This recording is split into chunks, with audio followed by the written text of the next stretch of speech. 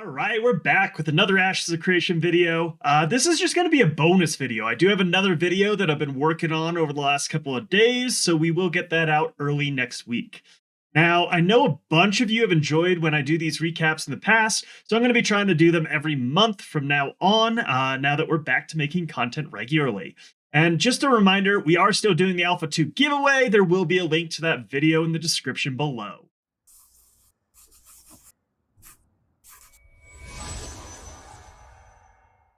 We had a lot of awesome stuff revealed to us this month, so let's get right into it. The stream started off with the typical updates on overall development. The entire team has officially moved over to Unreal Engine 5. Most of the team is also back in the studio. However, there are still a few things under construction and kind of being finished up, and they got to get that done before they give us a studio tour. Now, let's get into some of the juicier stuff. So first of all, Steven let it leak that their target level cap for Alpha 2 is actually going to be 35. Now, previously, this had been set at 25, which meant you would barely get your secondary archetype before you were done and had reached max level. Now you should get enough levels to actually get your secondary archetype and mess around with some of your augments. In my opinion, this is obviously really good news, as these extra 10 levels is really needed in order to get the right amount of testing for your classes and your augments and things like that. And as always, this is subject to change. Steven said that's their target, and he actually didn't mean to let that information slip, or so he says. But anyway, now the information that really sparked my interest. And it just kind of set my mind turning with all the different possibilities.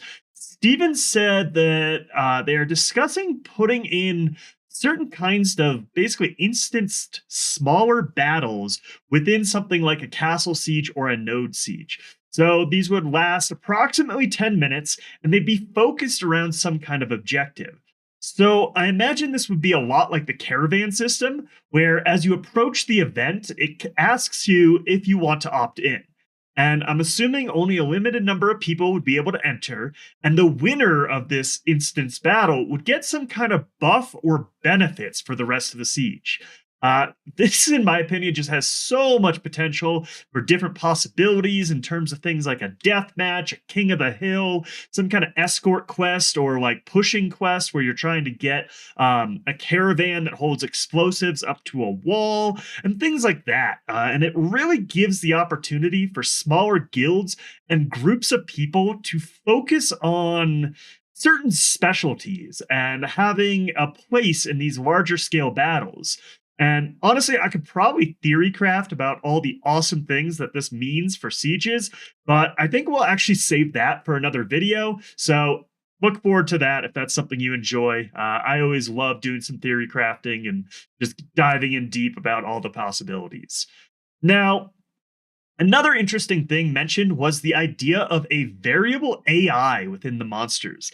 And he didn't go into too much detail about how they intend to achieve this, but he's obviously trying to address one of the issues that a lot of MMOs have, and that's that fighting the same monsters over and over again becomes repetitive and predictable, and honestly a little bit easy to abuse.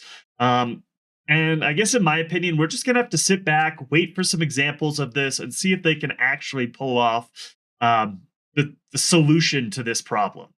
And then Steven also mentions the idea of how they're playing around with the idea of exactly how the reputation of certain NPC factions are going to affect the world. And what he says is that in a scientific node, if you have enough reputation with a faction, or maybe the most reputation with a certain faction, that you may be able to add their votes to your election for mayor. And I would also hope that that means that you would get different benefits from, the factions depending on what type of node you're in. So maybe if you're in a military node, they somehow kind of help you out with your arena battle to become the mayor of that node. And I think this is a really cool way to make NPC factions really feel like they're a part of the world, instead of the way a lot of factions are portrayed in other MMOs. Now, we also saw this really cool video of how the node system and their zone of influence are going to affect things like roads. So what you're seeing here as Civilized. Brian is manipulating these different volumes, you can see in the kind of center to center right area a small line of a road.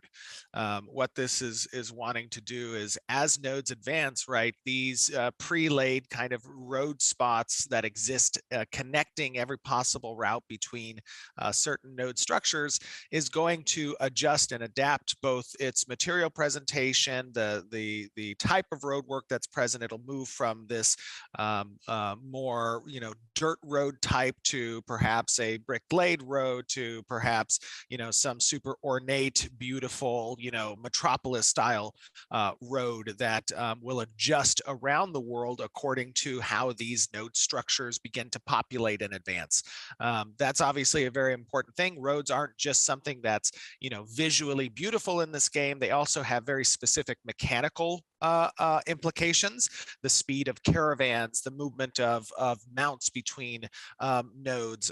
These are all relevant structures that have game design implications and mechanic implications. So it's important that not just visually we're updating the road sequence to make sense, both from a advancement of the world structure, but also that you are able to identify which roads are going to be most complementary to the movement of your caravan, let's say, right? So for me, this was really cool to see. Obviously, the node system is such an integral part of Ashes of Creation, and seeing things like this happen and seeing that it was happening in real time was absolutely amazing. In the past, Steven has talked about how zone of influences will be partially determined by heat maps. So you may see things very naturally rise and fall in real time. Now, I would actually like to see some kind of difference between roads that are built up versus roads that are downgraded. So, for example, if a cobblestone road gets downgraded, I would hope that they would make the texture for that road look more like broken cobblestone with grass and dirt coming through instead of just getting straight downgraded to a dirt road. And I don't think it would be that difficult to add something like this. It's just a different texture based on, if it was upgraded or downgraded. And obviously, I do like hearing that the road system will be more than just appearance as well. It'll help make the world feel a lot more immersive, and it really helps with that risk versus reward aspect of traveling on a known throughway or trying to sneak through where there might not be as many people. Now, before we get into the reveals about the new races, Steven did quickly mention that they are hoping to showcase an early iteration of the character creator in next month's live stream. So obviously this is a target, but it does mean they're working hard on it, but it's probably nowhere close to being released to the public. I know a lot of people were excited when, I think it was in the December live stream, Steven talked about having the potential contests and things like that with the character creator. Unfortunately, I don't think we're going to get it anytime too soon. Now, we were teased with this silhouette on Discord and Twitter. And although the silhouette has nothing to do with the race that was revealed, we got to see the Vec for the very first time. Now, my first impression of these were they're a lot more stylized than any of the previous character models we've seen. So I don't know if this is on purpose or if it's just an early iteration that they plan to make more realistic as they go through and do future passes.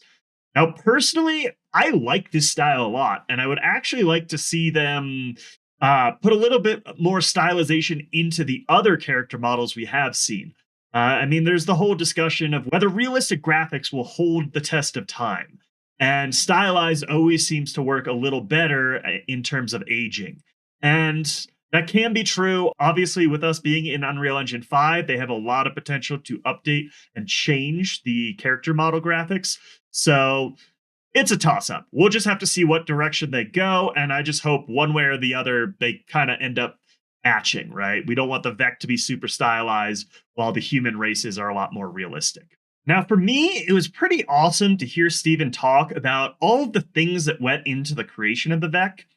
So the Vec are very heavily influenced by ancient Mesoamerican culture, so cultures like the Olmec and the Mayans. but they find great importance in stargazing, celestial movements, and divination. And this has actually caused them to evolve to have larger and darker eyes than their Renkai counterparts because it helps them with their stargazing. And this passion for a very immersive world and building the world to be very unique and different, especially the races, is really a breath of fresh air from a lot of modern MMOs that kind of just copy paste their race into the game. And now, obviously, we are only seeing the head of the Vec here.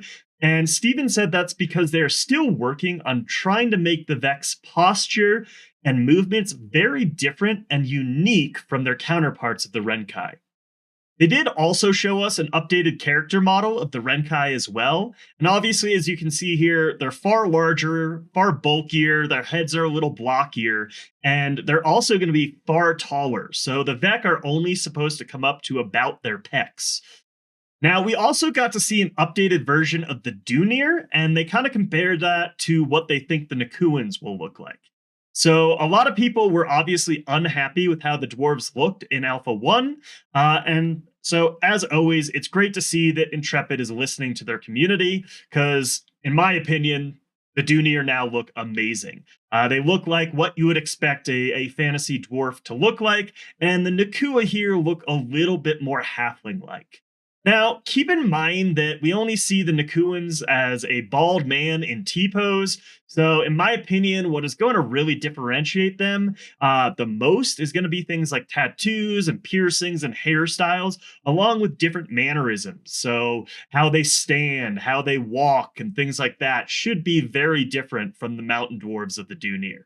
Now, Stephen even said that they're hoping to have a couple different styles of movement and posture for each race, and you will be able to pick whichever one you like in the character creator. The one criticism I would have for the dwarven models, both of them, is that their legs and hips still seem like they're a little too small for how kind of jacked and beefcakey the upper body is. The last few things I picked up from this live stream, they showed off some awesome in-game achievable armor and mounts. Now, I know plenty of people don't like the idea of an in-game cash shop for cosmetics, but Steven has said many times that the in-game achievable stuff will be just as good, if not better, and we're seeing that here.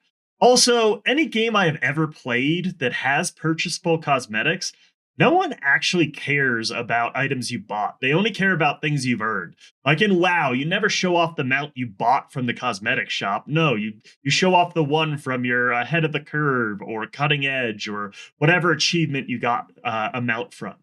And Steven has also said that they have a lot more in-game achievable stuff that they don't show us, partially because he wants us to find and discover it in-game.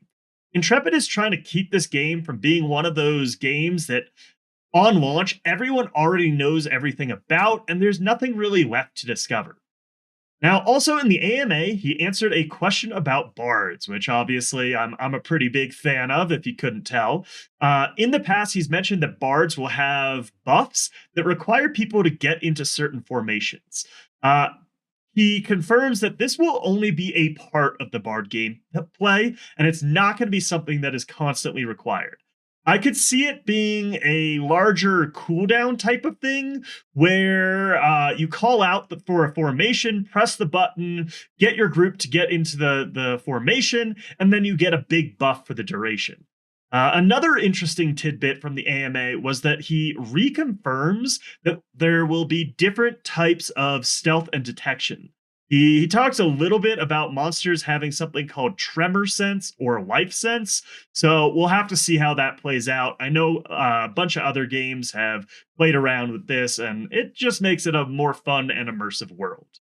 And the last thing that I thought was pretty important to point out from this live stream, and I think it's going to make a lot of people happy, was that Maggie said she has been working very closely with Steven and some of the Intrepid teams to get us more confirmation about these cosmetic skins.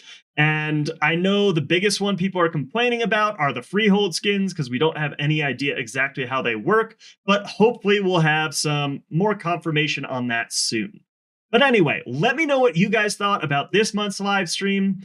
I personally think this is just the start of seeing an acceleration in game systems and assets coming out as they work towards getting Alpha 2 ready. If you did enjoy the content today, consider dropping me a like and subscribe. Really helps support the channel, and thanks for watching.